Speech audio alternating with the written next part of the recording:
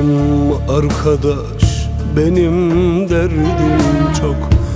İçelim arkadaş, derdime çare yok.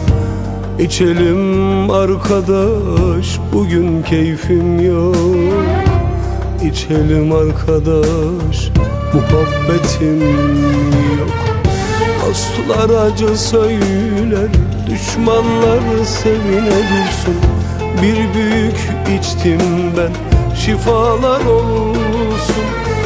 Ezen biraz peynir, biraz da zeytin olsun. İçelim arkadaş, içelim işte.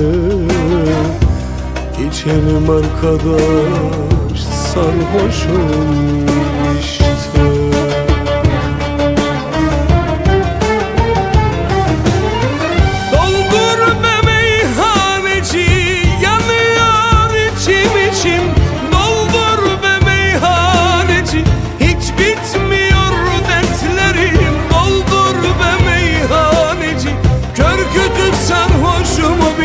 Doldur, doldur, doldur, doldur, doldur içeyim. Doldur be meyhaneci, yanıyor içim içim.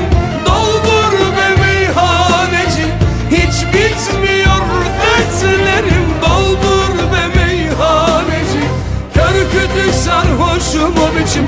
Doldur, doldur, doldur, doldur, doldur içeyim.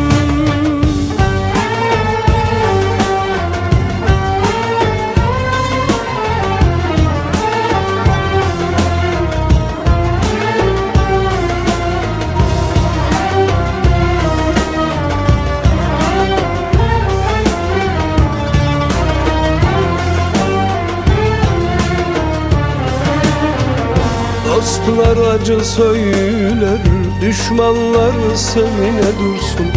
Bir büyük içtim ben, şifalar olsun. Ezen biraz peynir, biraz da zeytin olsun. İçelim arkadaş, içelim işte. İçelim arkadaş, sarhoşum işte.